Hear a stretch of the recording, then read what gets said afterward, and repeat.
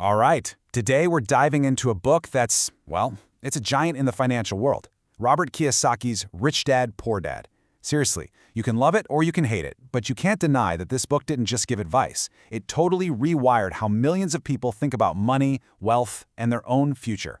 So, it all boils down to one simple question, right? How do wealthy people actually think about money? Is it all about getting a bigger paycheck? Well, Rich Dad, Poor Dad screams no. It argues that it's all about a fundamental shift in your mindset, a completely different way of seeing the financial world that, frankly, most of us were never taught. And the real genius of the book is how it gets this big idea across. It's not through charts and graphs, it's through a really simple, really powerful story. The whole thing is framed around Kiyosaki growing up with two father figures, and each one was teaching him a totally different lesson about money. And here they are, the two competing mindsets, side by side. On one side, you have his biological father, his poor dad.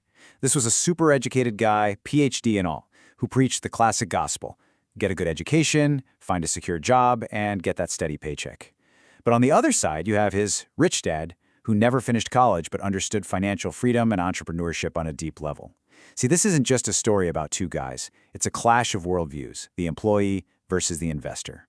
Okay, if you only remember one thing from this whole explainer, make it this.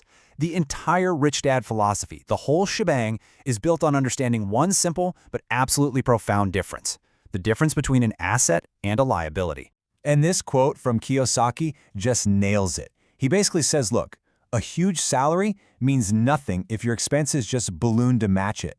The real secret to building wealth isn't just about earning more. It's about making sure the money you keep starts working for you. So here's the book's incredibly simple, game-changing definition. An asset puts money in your pocket. That's it. Think of it like a little money machine that you own, one that keeps spitting out cash for you, even when you're not there. And then you've got the flip side, a liability. This is anything that takes money out of your pocket. It's a financial hole that you're constantly pouring your paycheck into. And here's the controversial part. The book argues most of us spend our entire lives buying liabilities that we've been tricked into thinking are assets. This table just lays it all out, crystal clear. Over on the left, you see the assets. Businesses that run themselves, rental properties generating cash flow, stocks paying you dividends. These things feed you financially. Then on the right, the liabilities. Your mortgage, your car loan, your credit card debt. These things eat your income for breakfast. The whole goal is to use your paycheck to buy more stuff on the left, not the right. Okay, so understanding the difference is step one, for sure. But how do you actually build a life around stacking up these assets? Well, this brings us right to the core principles of the Rich Dad mindset. This is basically the roadmap. First, and this is the biggest mental jump, you have to stop working for money and start making your money work for you. How? By buying assets. Then you start to see your job differently. You're not just there to earn, you're there to learn. You're picking up priceless skills like sales, marketing, and leadership. And those skills are what let you take step 3, building your own systems, your own businesses, so you can finally escape that rat race. And then, the final boss level. You get financially smart. You learn how taxes and corporations work so you can legally protect your wealth and make it grow way, way faster. Now, it is absolutely crucial to understand this. Rich Dad, Poor Dad is not a step-by-step instruction manual. It's a book designed to completely change your thinking. And, with that kind of massive popularity, it got a ton of praise, but also a ton of criticism. You really can't deny its huge impact.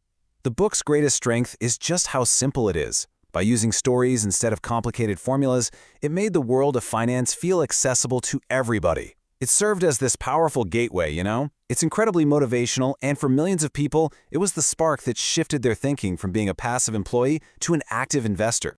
But let's be honest, the book is far from perfect. Critics have a point when they say it's big on inspiration, but pretty light on actual practical how-to advice. A lot of the financial examples feel, well, pretty dated today. And it's just go be an entrepreneur message really isn't for everyone.